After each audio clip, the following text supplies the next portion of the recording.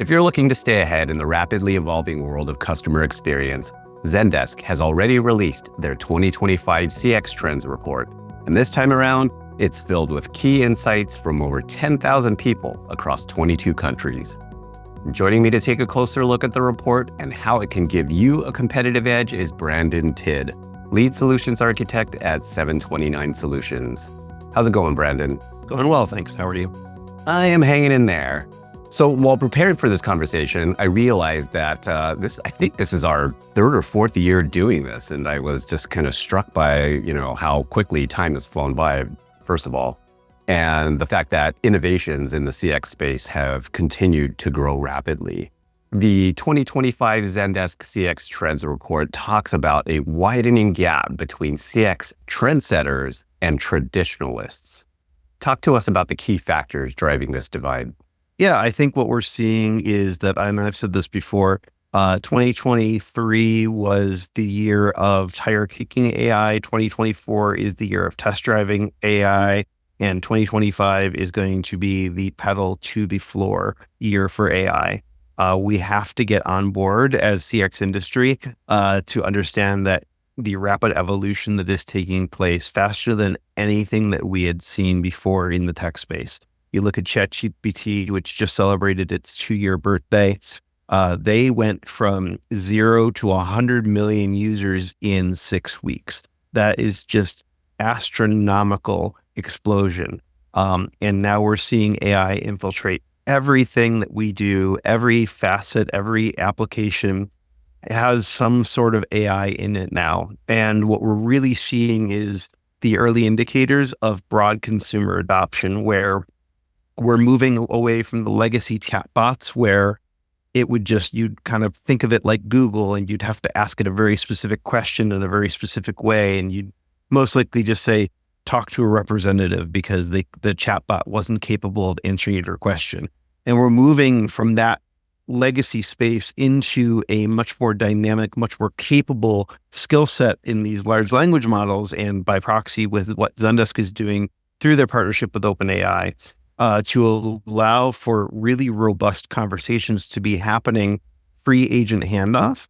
And it's the companies that take advantage of those tools and lean into those experiences that are not only going to win with customers in providing a better customer experience 24 hours a day, but also win in terms of agent efficiency and company efficiency and time on ticket and all of the other metrics that impact that downstream and impact operations downstream.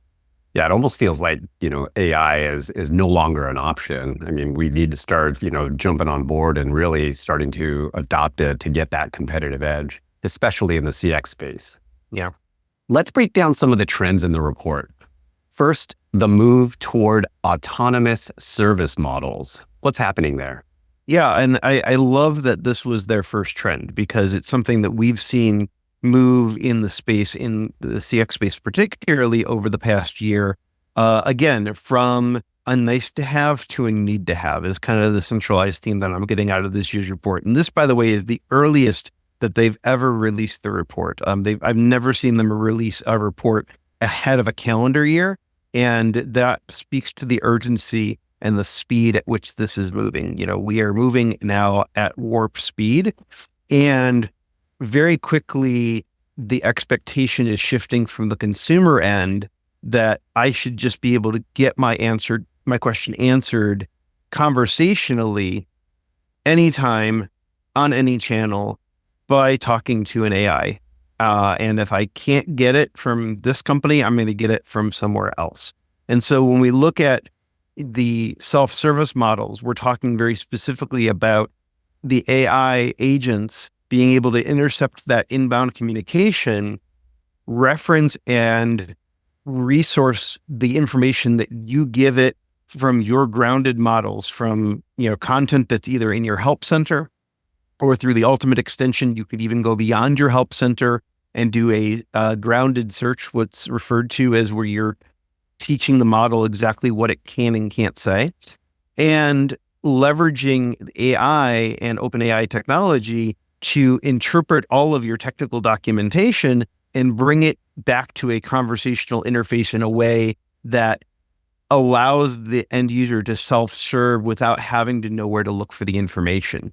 And so we're starting to see a paradigm shift in self-service from having to direct somebody to your help center and have them do a search on your help center for the specific article and hoping that they have the patience to do that instead of just making one of your humans in the loop do that, to now being able to just ask the question to the chatbot and have the AI agent intercept that and bring back the information, not only the correct information to them, but also bring it back to them in a conversational way that allows for follow-up and interaction. It really is amazing. And that is one of the trends that I really found interesting, is that focus on human-like AI agents. And so the question is how are companies building trust with customers through AI? Yeah. And so one of the things that we're seeing is still a openness to transparency, to not trying to fool the end user, thinking that you're talking to a human where you're actually talking to an AI.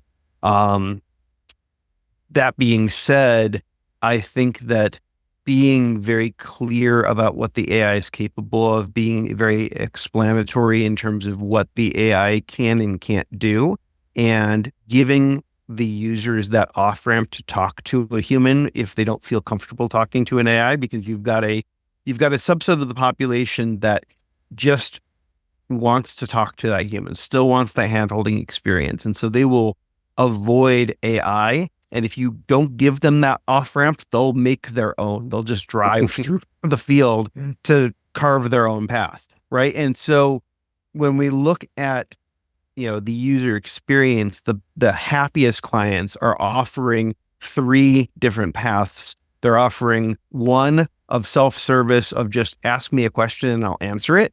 Another option of self-service, which is follow this click path through our decision tree and we'll guide you to the right answer. I'm a prospective student.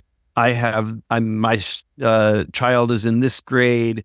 We have this amount of money, whatever the questions may be, to get them to the right self-service article, versus just let me talk to a human.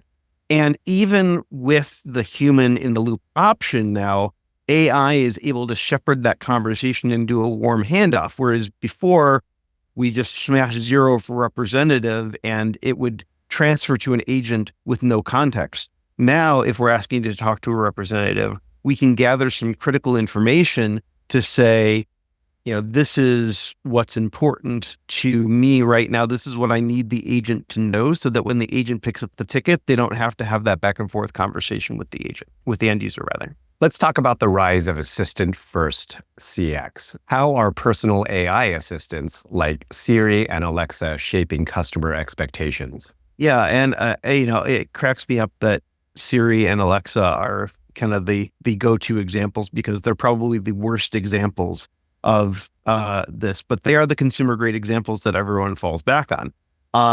I think what we're starting to see is the evolution of that through Rufus, through Amazon, and through Apple Intelligence, which is ironically powered by OpenAI. We're starting to see more introductions and more experiential work with everyday technology that consumers are using every day. You're starting to see Gemini on Google searches. You're starting to see Microsoft Copilot GPTs working their way into Outlook and Word and other consumer applications, that it's becoming more acceptable, both personally and professionally, to use AI. A year ago, we were talking about the secret AI agents, the people who were quietly talking with ChatGPT behind the scenes on their own personal device because their company had a policy against it. We're now starting to see a lot of our clients building their own in-house AI. Chase is famous for having their own loudly advocating, having their own AI system and their own AI agents that are scoping internal enterprise documentation for their bankers to use. So we're starting to see more broad adoption and more comfort with talking with large language models as we've solved the hallucination problems, as we've learned how to ground the technology better, and how we've been able to interject it more into our daily lives. And I mean, it's in WhatsApp now through Meta. It's in Instagram.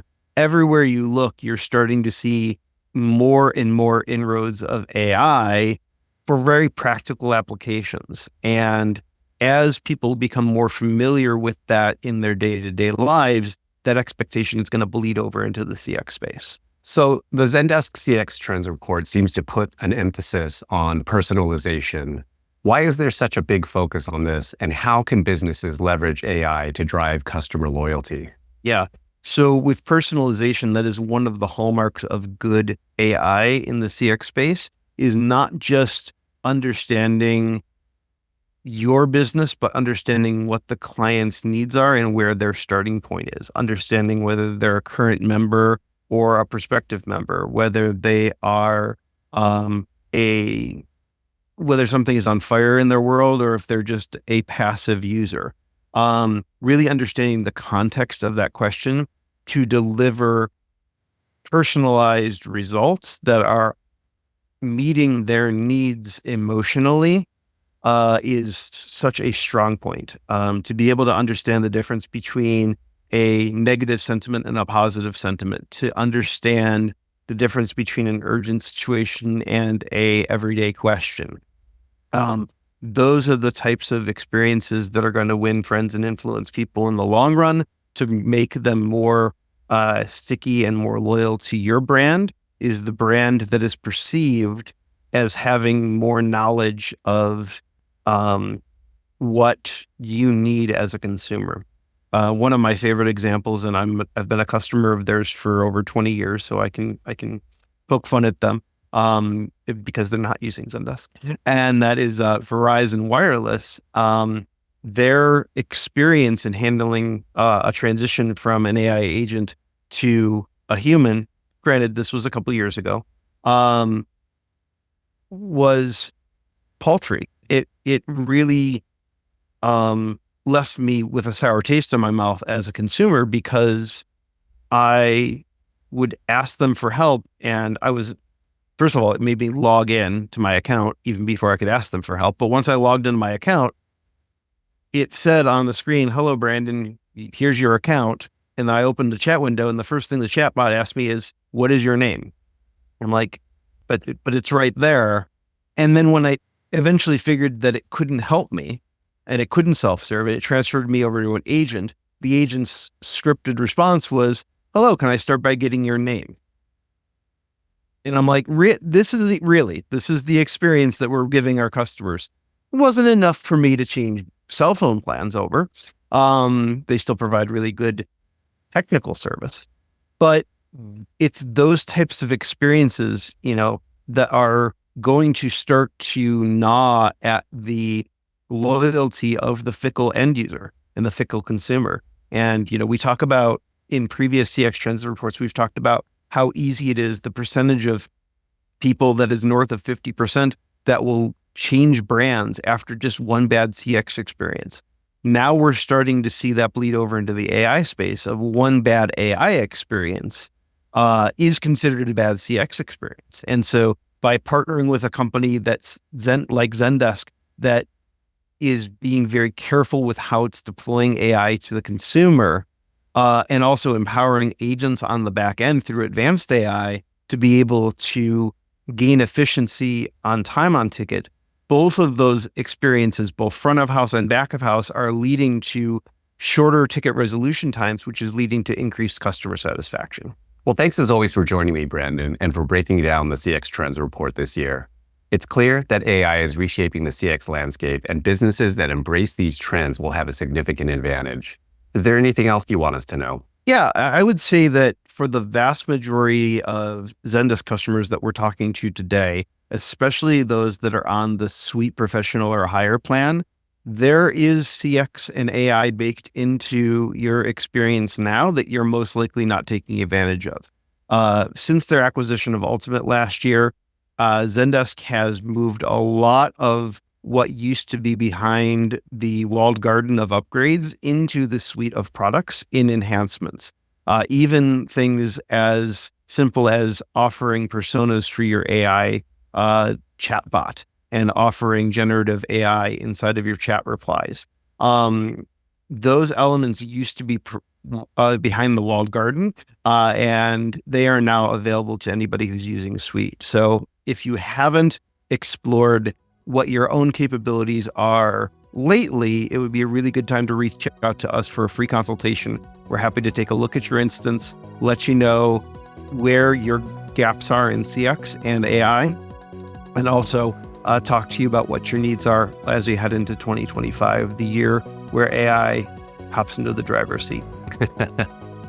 Well, I'll include links for booking a free consultation with 729 Solutions in the description. And I will also include a link for downloading the full CX Trends report in the description as well.